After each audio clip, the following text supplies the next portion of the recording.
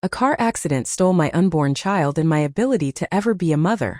To soothe my pain, Liam, my boyfriend of 7 years, planned a lavish wedding, a citywide spectacle. He publicly declared his commitment to a child-free life with me, a life together, just us two. Everyone believed I was lucky to have him, that I owed him everything. I believed it too. Until a week before the wedding, when I received an ultrasound picture from Sophia Zhao. Until I learned the truth about the accident, about Liam Carter's meticulously crafted betrayal. A week before the wedding, the message arrived with the ultrasound attached. Miss Chloe, I hear you and Liam are planning a child-free life. Well, Liam and I will be having this child for you. Another message followed. You have no idea how much he loves this baby. And then the final devastating blow. I'm so sorry, but he was so adamant this baby be his only child that he orchestrated the accident to ensure you couldn't have any. Sophia's taunting texts made my lips twitch uncontrollably. My hands fell heavy to my sides. The next moment, Liam's warm embrace enveloped me from behind. Babe, what are you thinking about? He whispered, nuzzling my ear. I silently pressed the power button on my phone. Nothing, I replied, looking at our reflection in the window, our bodies intertwined. I couldn't stop the tears welling in my eyes. A knock at the door interrupted us. Dozens of movers filled our spacious apartment with hundreds of potted daisies. I remembered Sophia's text, how her greatest wish was for her lover to be surrounded by daisies, a symbol of her love, when she wasn't there. Seeing me staring at the flowers, Liam pulled me closer. You like them so much? We can fill the balcony with them if you want. A bitter smile touched my lips, a hollow ache in my chest. Liam, I don't want something that isn't unique, exclusively mine. Although he didn't understand my meaning, Liam's heart skipped a beat. A wave of inexplicable panic washed over him. He tightened his hold, as if trying to physically dispel his unease. Okay, next time, I'll give you a truly unique surprise. The florist, overseeing the delivery, looked at me with envy. Mr. Carter is so in love with you, Miss Chloe. He's already sourced daisies from all over the world, just to make you smile. A week before the wedding, I listened feeling nothing. The next morning, Liam excitedly whisked me away to the city's largest bridal boutique. Hundreds of square feet, filled with gowns. All Liam's doing. He stood with his arms crossed, beaming like a puppy eager for praise. Chloe, I contacted hundreds of designers worldwide and had 15 unique dresses made just for you. The attendants, hovering nearby, echoed his sentiment. Mr. Carter is head over heels for you, Miss Chloe. He personally selected each designer. And even if you don't choose these, he's arranged for them to be displayed in your honor. You're so lucky, Miss Chloe. Their well-rehearsed flattery felt like sharp blades, piercing my numb heart. I couldn't feel the pain anymore, but the wounds were still there, raw and bleeding. Try them on, Liam urged, guiding me towards the dressing rooms. Choose whichever one you like. My phone vibrated. It was Sophia. At the boutique, Miss Chloe. I personally chose those 15 designers for Liam. Each gown is one of a kind. So tell me, who do you think is the truly unique one in Liam's heart right now, you or me? Liam's phone lit up. I didn't mean to pry, but the message, tummy hurts, miss you, baby misses daddy too, was impossible to ignore. I looked away just as his screen went dark. He hesitated for 3 seconds, his fingers fidgeting with anxiety. Then he spoke with forced resolve. Chloe, there's an emergency. At work. I have to go. He turned to the attendants. Take good care of Chloe. Make sure my wife gets the most beautiful dress in the world. He kissed my forehead, the scent of his cologne, usually comforting, now nauseating. The staff exchanged knowing glances, their faces flushed with vicarious romance. As Liam rushed to his car, the wind whipped past me, a stinging slap. It didn't hurt, but it was humiliating. The attendants, blinded by his display of affection, fussed over me, eager to help me try on the unique gowns. That won't be necessary, I said, their excitement deflating into awkward silence. You can go about your business. I'll take care of things with Mr. Carter. Half an hour later, I booked a one-way ticket to Hong Kong, leaving the night before the wedding. If I was going to give him what he wanted, I needed to disappear completely. 40 minutes later, I received a picture of a large hand caressing a pregnant belly. Looks like you've lost again, Miss Chloe, Sophia texted. I didn't reply, just confirmed my flight purchase. That night, Liam's cautious footsteps woke me. He was standing by the bed holding my phone. "Chloe, you booked a flight? Where to?" His voice was accusatory. My head throbbed. I snatched the phone. Sensing my panic, Liam knelt down, gripping my hands. "Chloe, are you leaving me?" I turned off the screen. "Don't you remember? We're going on our honeymoon after the wedding. I need a flight for that." He visibly relaxed, pulling my hand to his cheek. Then, a flicker of uncertainty. "The wedding planner said you canceled the dress fitting and the photographer?" His eyes, full of feigned affection, made me sick. I forced a smile. "You forgot again. We agreed in college to have my design classmate make my dress. And remember the photographer who took our graduation photos? He promised to document our journey from campus to wedding. Our wedding needs their involvement. It's about the memories." Liam exhaled in relief. I didn't even remember the photographer's name. Our graduation photo was buried in a box somewhere, faded with time. Satisfied, Liam ruffled my hair. "It's late.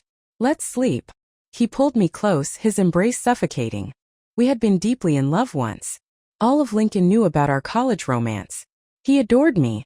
He shielded me from the impact during a multi-car pileup on the highway, risking his life for mine.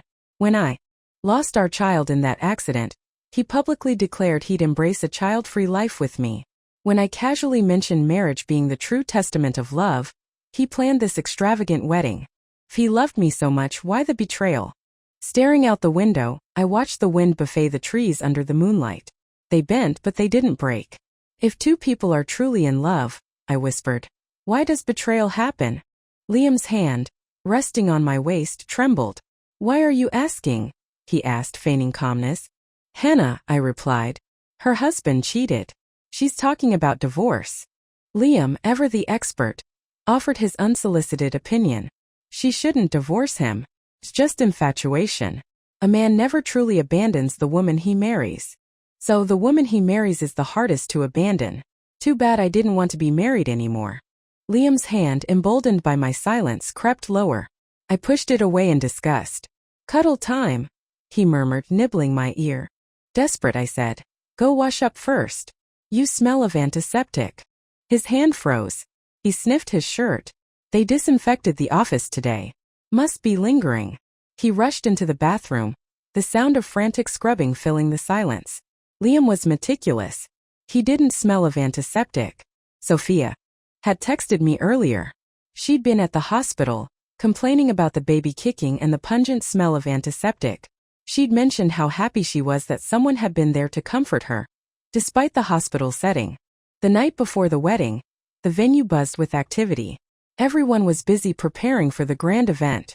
Liam oversaw everything, flashing me tender smiles between commands.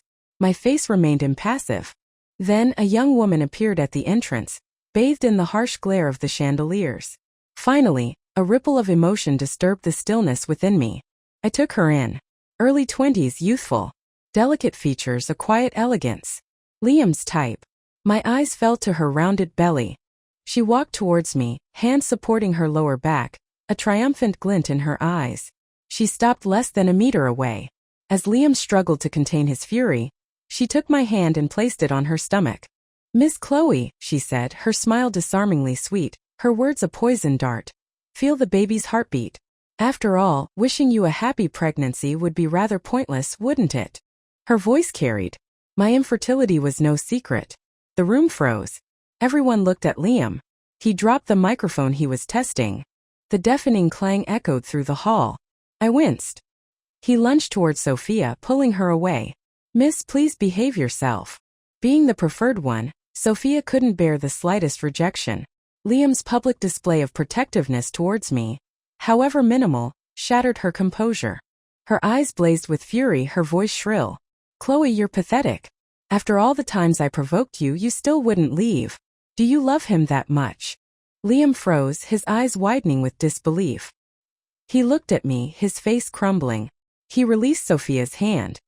He looked at me with the same pitiful, heartbroken expression he wore the night I left him in the rain years ago. I hadn't said a word, yet he felt something within him, something deep and fundamental slipping away.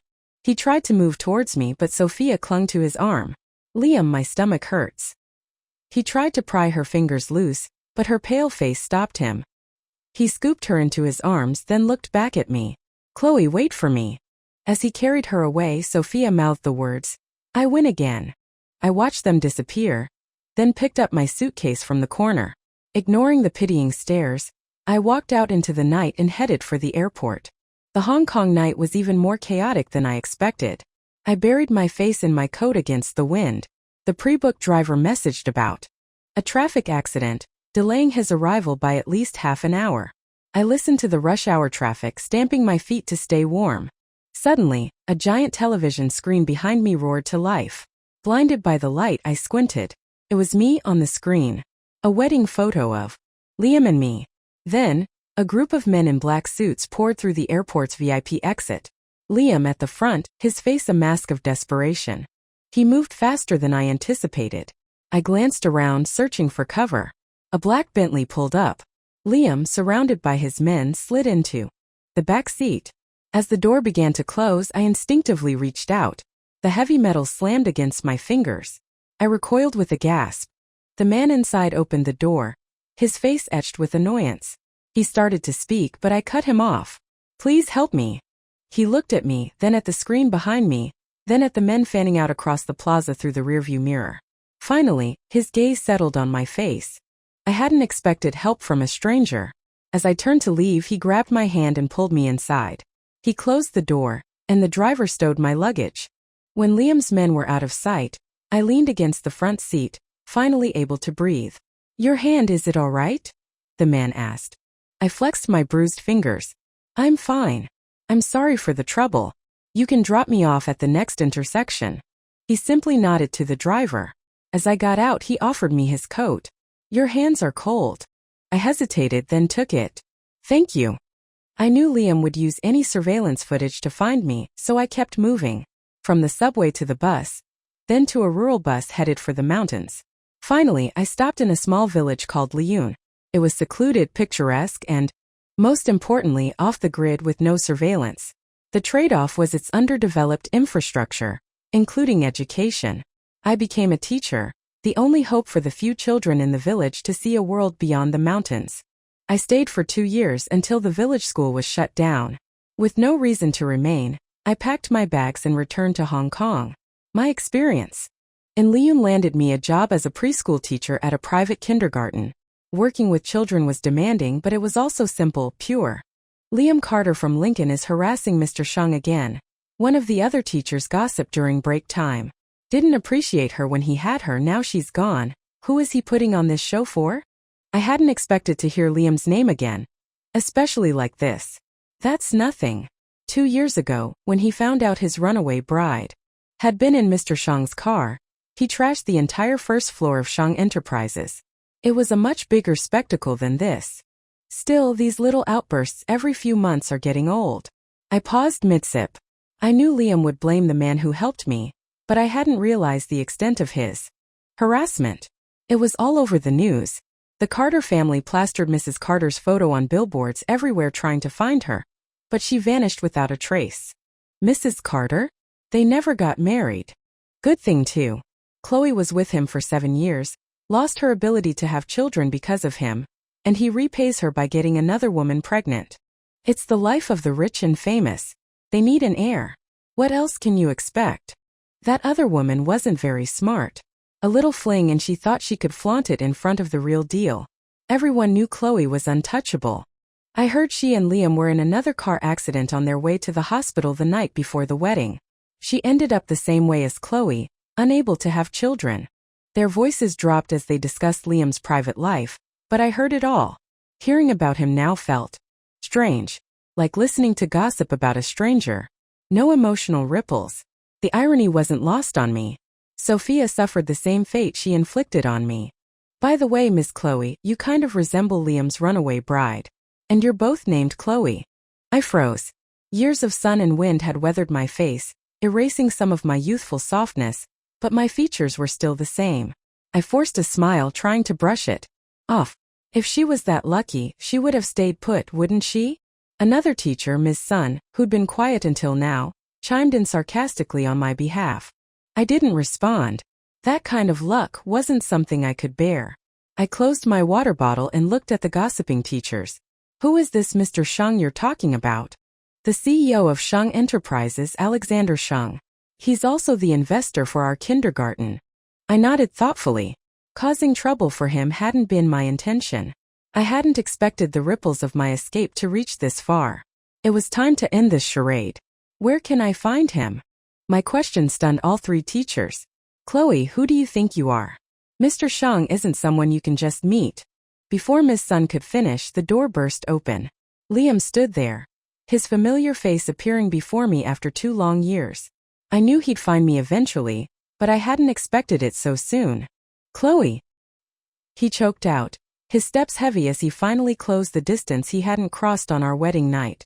He looked as worn down as I felt, the sharp intelligence in his eyes replaced with a fragile vulnerability. He stood before me just as Sophia had once stood before me, so close, so repulsive. My Chloe, you've lost weight. Tears welled in his red-rimmed eyes. He reached for my face, his hands trembling. I turned away. Don't touch me. You're dirty. He wiped his tears with his arm, then frantically scrubbed his hands on his suit jacket. I'm cleaning them, Chloe. I'm cleaning them. He scrubbed until his palms were raw. Stop it, Liam. Why? I looked out the window at the children playing, avoiding his gaze. It's not enough. Chloe, it's not enough. He tried to step closer, but retreated when he saw the disgust on my face. We could have had a beautiful future. If only you had hidden Sophia better. If only I hadn't found out about the accident, about how you planned it. My voice was calm, stating simple facts. But Liam recoiled as if struck by lightning, collapsing to his knees. It was all Sophia.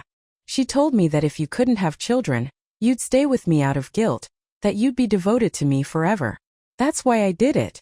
I didn't know you were pregnant. I swear if I had known, I would never have done it. I had made peace with the past, but the loss of my child. I could have had a child, a vibrant, loving child. Stolen from me because of Sophia's twisted idea of devotion, because of Liam's desire for my guilt. Who gave them the right to rewrite my life? I closed my eyes, the pain still raw. I warned her to stay away from you, but she somehow got your number and told you everything. She never won against you. She wasn't even worthy of being compared to you. You've always been the only one for me. I swear, I'll never let anyone hurt you again. Please don't leave me. His desperation suffocated me. The teachers in the office gasped, realizing the depth of Liam's possessiveness. I looked at Miss Sun, the one who had mocked me earlier. Perhaps Sophia's fate had given her pause. Her face was pale, her eyes now filled with a strange deference. I turned back to Liam. You're wrong. This was your fault from beginning to end. He stared at me, his face ashen. Tell me what I have to do to earn your forgiveness. He clutched my sleeve, refusing to let go. I can tell you. A flicker of hope returned to his dull eyes. Give me back my body whole and undamaged. His shoulders slumped. He finally understood. I would never forgive him. But he still clung to a desperate hope. Okay, I'll do it. Just wait. He scrambled to his feet and rushed out, as if driven by a new purpose. After Liam left, Alexander Sheng arrived. He was much calmer than Liam had been. I apologize for the trouble this has caused you. I never intended for it to happen. As a gesture of apology, he invited me to dinner. I couldn't refuse. We went to a small wonton shop near the kindergarten.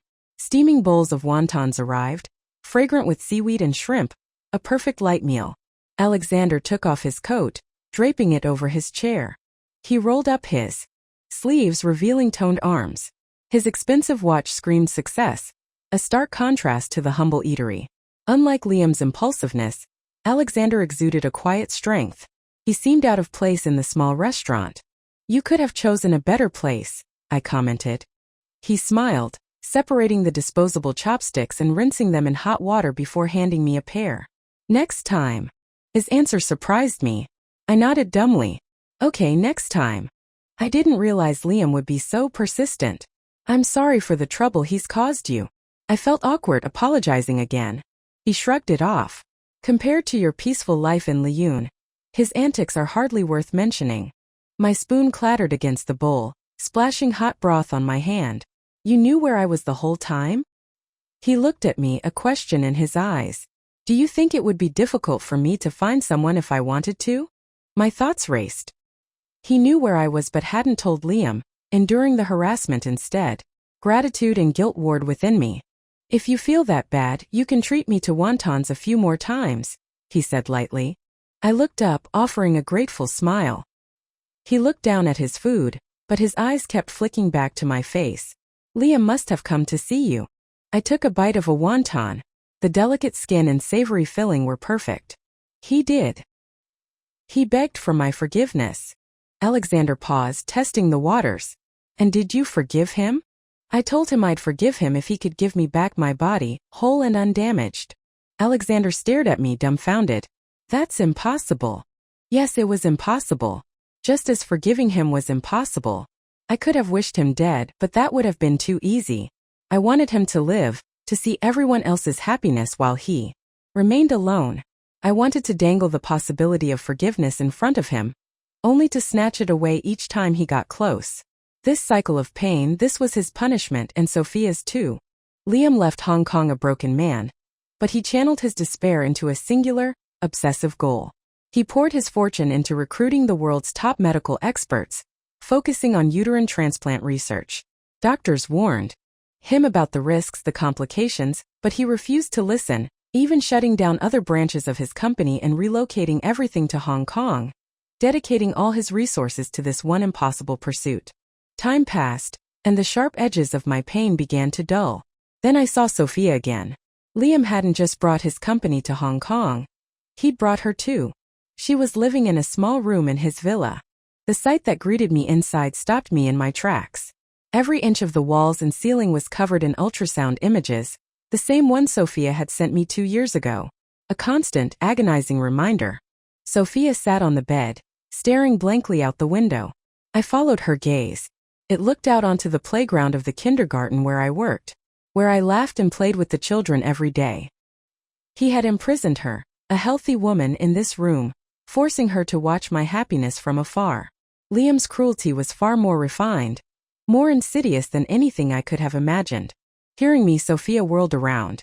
Liam, you came to see me. Her hopeful expression turned to rage and fear when she saw me. Chloe, she spat, her eyes blazing. She lunged at me, her hands tightening around my throat. Why? We both loved him. Why was he devoted to you but disgusted by me? It's all your fault. He loved me. He loved me. Her grip tightened, cutting off my air. My vision blurred. I thought I was going to die there, in that room plastered with the ghosts of my lost child. Then Liam burst in, kicking Sophia away. She slammed against the wall, collapsing to the floor, clutching her stomach. Liam, my stomach hurts. The familiar words transported me back to our wedding night, to Liam carrying Sophia away. Even then, his rejection of her hadn't stirred any emotion in me. Love was a complex emotion, but the absence of love, that was crystal clear. But those words, that same desperate plea, ignited something in Liam. He grabbed Sophia by the throat, his grip far more violent than hers had been. You bitch. It's your fault. If you hadn't used that excuse 2 years ago, I wouldn't have lost Chloe. I wouldn't have spent 2 years without even seeing her face. Watching them, I felt nothing. Time had eroded any remaining emotion I held for them, leaving only emptiness. Suddenly, Liam released Sophia, his eyes widening. Doctor! His frantic cry for help rekindled a spark of hope in Sophia's eyes. She looked at me triumphantly, as if to say, see? He still cares about me. Several doctors rushed in, restraining Sophia on the bed. The sheer number of them alarmed her. Liam, what are you doing? She cried. He paced before her bed, hands on his hips. Surgery. You know what I've been working on, don't you? You'll be the first trial. Once I know it's safe, Chloe can have the surgery too. Sophia's eyes widened in horror. She looked at me pleadingly. Chloe, please tell him to stop. He can't do this. I'd rather die than live like this. For them, death was preferable to a life of suffering. Liam's revenge was a twisted mirror of what Sophia had done to me, but I felt no satisfaction, only disgust. Disgust for him, for her, and for myself for wasting so many years loving someone capable of such cruelty. Chloe, please, Sophia begged. I looked at her, then at Liam, and spoke, my voice flat. Even if she survives, I won't have the surgery. Liam stopped pacing, his face a mask of despair. Chloe, don't do this to me. Give me some hope, please, just a little. But I don't love you anymore. I don't even hate you. Nothing you do matters to me now. Indifference was the ultimate rejection. Liam knew that. He slumped against the bed, defeated. Sophia, thinking she was safe, sighed in relief. Then, with a defiant glare at me, she reached for Liam again. This time he didn't let her touch him. He pried her fingers loose one by one. Sophia's face contorted with rage, her eyes bloodshot. I turned and walked away. Liam never went through with the surgery on Sophia. He knew it was pointless. Instead, he kept her alive, a captive audience to his obsessive devotion to me. He gave her a phone, forcing her to watch as he documented his every attempt to win me back. The meals he delivered to my door, the extravagant gifts he bought, the pathetic pleas he made on my doorstep. He used her just as she had used me, to inflict pain, to exert control. It was childish, pathetic. I told him, I don't care what you do. Just stay away from me. I don't want to see you again. So he bought an apartment in the building across from mine. He watched me leave every morning, meticulously avoiding my every line of sight. New Year's Eve arrived. Hong Kong was even more vibrant than Lincoln. Alexander knocked on my door, holding a container of food. Dumplings tonight, not wontons, he announced, a hint of pride in his voice. At midnight, fireworks exploded across the sky, painting the night with brilliant colors. I was happy, but somewhere in the shadows I knew someone was suffering alone.